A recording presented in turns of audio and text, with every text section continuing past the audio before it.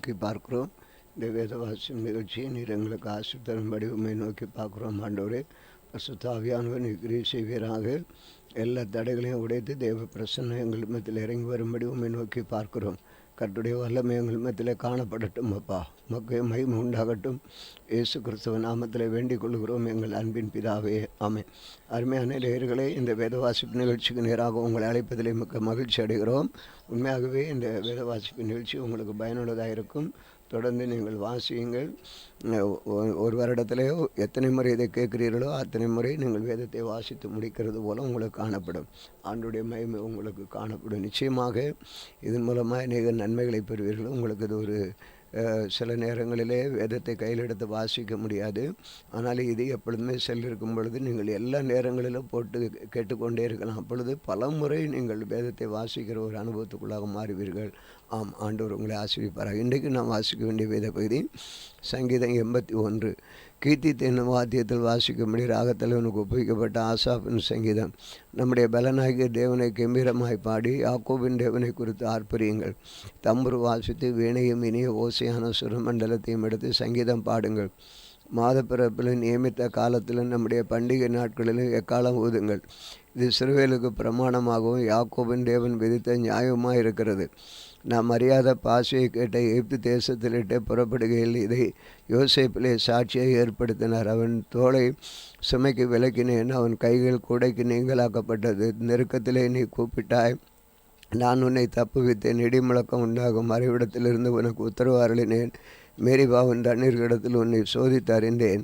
என் ஜனமே கேள், உனக்கு சாட்சியிட்டு சொல்லுவேன். இஸ்ரவேலே, நீ எனக்கு செவி கொடுத்தால் நலமாயிருக்கும்.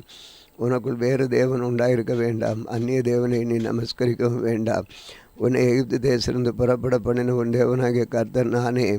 உன் வாயை விரிவாய்த்தர நான் அதை நிரப்புவேன். என் ஜனமோ என் சத்தத்துக்கு செவி கொடுக்கவில்லை. இஸ்ரவேலே என்னை விரும்பவில்லை. ஆகையால் அவர்கள் இருதயத்தின் கடினத்திற்கு விட்டுவிட்டேன். தங்கள் யோசனைகளின்படி நடந்தார்கள். என் ஜனம் எனக்கு செவி கொடுத்து இஸ்ரவேலின் வழிகளில் எல்லாம் நடந்தால் நலமாயிருக்கும். நான் சீக்கிரத்தில் அவர்கள் எதிராளிகளை தாழ்த்தி என் கையை அவர்கள் சத்துருக்களுக்கு விரோதமாய் திருப்புவேன். அப்பொழுது கர்த்தரை பகைக்கிறவர்கள் அவருக்கு இச்சகம் பேசி அடங்குவார்கள். அவர்களுடைய காலம் என்னென்றைக்கும் இருக்கும். உச்சிதமான கோதுமையினால் அவர்களை போஷிப்பார். கண்மலையின் தேனினால் உன்னை திருப்தியாக்குவேன். சங்கீதம் 82. ஆசாவின் சங்கீதம். தேவ சபையிலே தேவன் எழுந்தருளி இருக்கிறார். தேவர்களின் நடுவிலே அவர் நியாயம் விசாரிக்கிறார். எதுவரைக்கும் நீங்கள் அநியாய தீர்ப்பு செய்து துன்மார்க்கருக்கும் முகதாட்சியம் பண்ணுவீர்கள். ஏழைக்கும் திக்கட்ட பிள்ளைகளுக்கு நியாயம் செய்து சிறுமைப்பட்டவனுக்கும் திக்கட்டவனுக்கு நீதி செய்யுங்கள். பலவீனனையும் எளியவனையும் விடுவிட்டு துன்மார்க்கரின் கைக்கு அவர்களை தப்புவீங்கள். அறியாமலும் உணராமலும் இருக்கிறார்கள், அந்தகாரத்தில் நடக்கிறார்கள். தேசத்தின் அசிபாரங்கள் எல்லாம் அசைகிறது. நீங்கள் தேவர்கள் என்றும் நீங்கள் எல்லாரும் உன்னதமானவர் என்றும் மக்கள் என்றும் நான் சொல்லியிருந்தேன். ஆனாலும் நீங்கள் மனுஷரைப் போல செத்து லோக பிரபுக்களில் ஒருவனைப் போல விழுந்து போவீர்கள். தேவனை எழுந்தருளும் பூமிக்கு நியாயத்தீர்ப்பு செய்யும் நீரே சகல ஜாதிகளையும் சுதந்திரமாக கொண்டிருப்பவர்.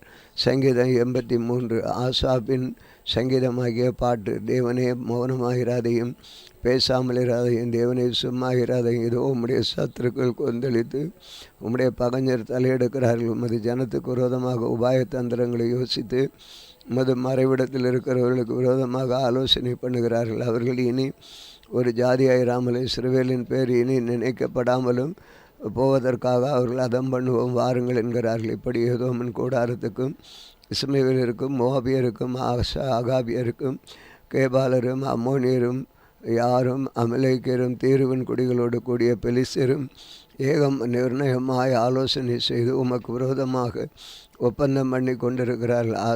அசீரியரும் அவர்களுடைய கூட கலந்து லோத்தின் புத்திரருக்கு பேபலமாக்கினார்கள். மீதியானியர்களுக்கு செய்தது போலவும் கீசோன் என்னும் ஆற்றண்டையிலே ஏற்றோரில் அழிக்கப்பட்டு நிலத்துக்கு எருவாய் போன சிசரா ஆபீன் என்பவர்களுக்கு செய்தது போலும் அவர்களுக்கு செய்யும். அவர்களையும் அவர்கள் அதிபதிகளையும் ஓரேபுக்கும் சேபுவுக்கும் அவர்கள் பிரபுக்களை எல்லாம் சேபாவுக்கும் சல்மனாவுக்கும் சமமாக்கும். தேவனுடைய வாசஸ்தலங்களை எங்களுக்கு சுதந்திரமாக நாங்கள் காட்டிக்கொள்வோம் என்று சொல்லுகிறார்கள். என் தேவனே, அவர்களை சுழல் காற்றின் புழுதிக்கும் காற்று முகத்தில் பறக்கும் துரும்புகளுக்கும் சமமாக்கும். நெருப்பு கட்டை கொளுத்தை இது போலவும் அக்கினி ஜுவாலைகளை எறிவது போலவும் நீர் உமது அவர்களை தொடர்ந்து உமது பெருங்காற்றினால் அவர்களை கலங்க பண்ணும். கர்த்தாவே, அவர்கள் உமது நாமத்தை தேடும்படிக்கு அவர்கள் முகங்களை அவமானத்தாலே மூடும். யெகோவா என்னும் நாமத்துடைய தேவரீர் ஒருவரே பூமி அனைத்தின் மேலும் உன்னதமானவர் என்று மனுஷர் உணரும்படி அவர்கள் என்றென்றைக்கும் வெட்கி கலங்கி நாணமடைந்து அழிந்து போவார்களாக. வாசிக்க வேண்டிய வேதப்படி வாசித்து முடித்தோம். ஜெபிப்போம். அன்பின் ஆண்டவரை, இந்த வேளையில் நீர் கொடுத்த இந்த நிகழ்ச்சிக்காக உமக்கு ஸ்தோத்திரம். உம்முடைய நாமம் மகிமைப்படணும்.